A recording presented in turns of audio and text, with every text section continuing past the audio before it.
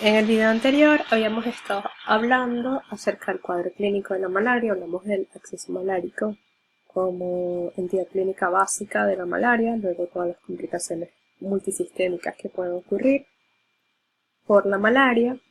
La anemia está particularmente producida por un montón de eventos, ¿okay? No solo por la ruptura celular a causa del parásito, sino habíamos hablado por la destrucción a nivel del vaso, ¿okay? Que por supuesto va a llevar a hiperesplenismo.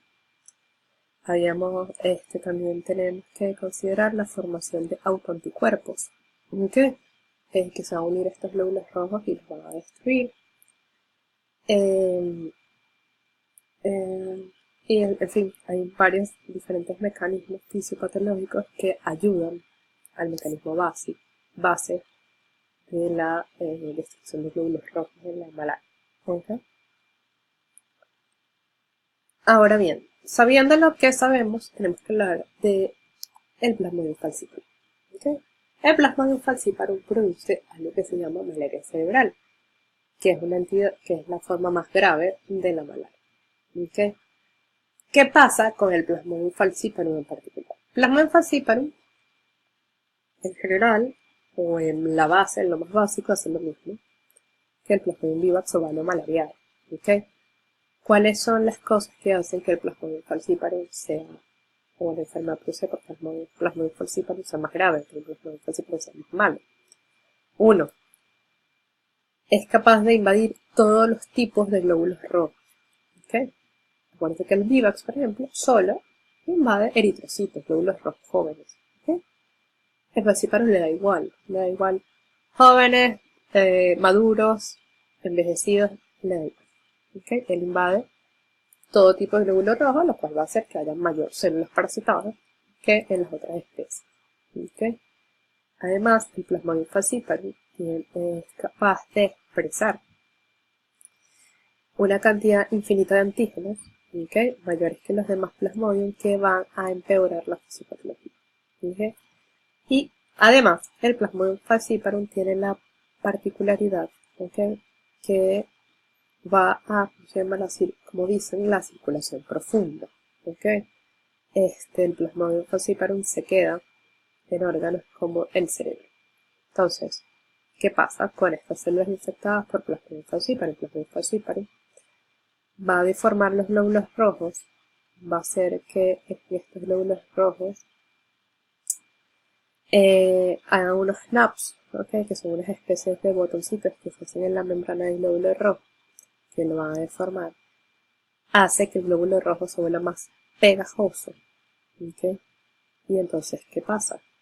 Tienes tus vasos, ¿okay? Ocurre todo el fenómeno tal cual de oclusión, con todo lo que hemos hablado anteriormente en las partes de la fisiopatología de la enfermedad, pero estamos hablando que tenemos glóbulos rojos pegajosos, ¿okay? Que se van a unir al endotelio por los receptores y las proteínas de membrana ya expresadas, que además ellos tienen más, ¿okay?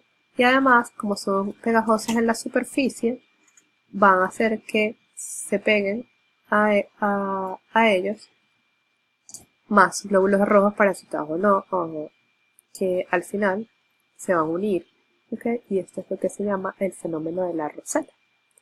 ¿Qué pasa con el fenómeno de la roseta? Que va a hacer que aumente la posibilidad de oclusión de los vasos, ¿okay? Y por ende aumenta la hipoxia.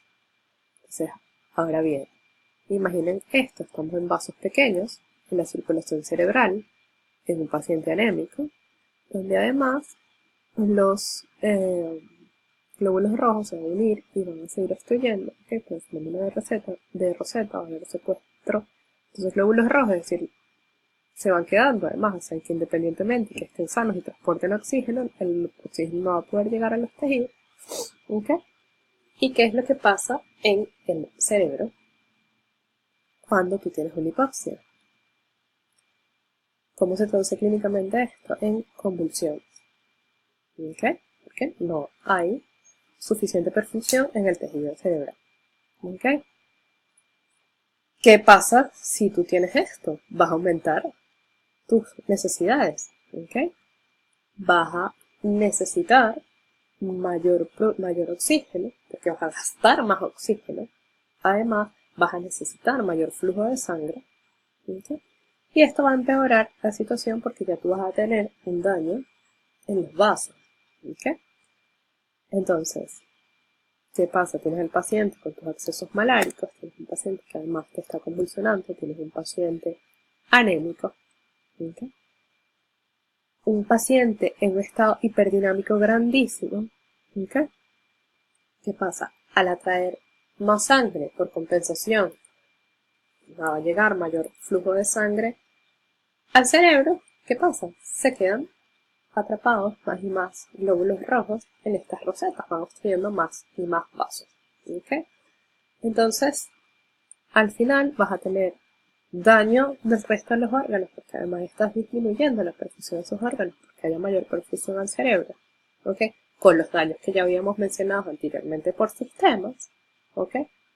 Vas a aumentar la presión intracraneal, vas a aumentar la demanda de oxígeno que no va a poder suplirse, ¿okay? Y entonces vas a llegar a una isquemia cerebral focal o global, o quizás focal que luego pasa a global. Y si no hay intervención médica en ninguno de estos puntos, el paciente se muere. ¿Ok? Entonces, ¿un paciente con malaria se puede morir? Sí. Un paciente con malaria cerebral se puede morir más que el anterior. ¿Ok?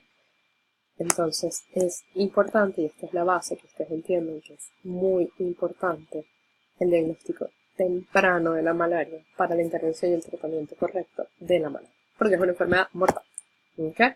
Con una transmisión muy sencilla, porque es a través de un mosquito que está habitualmente en nuestro medio, en el medio tropical.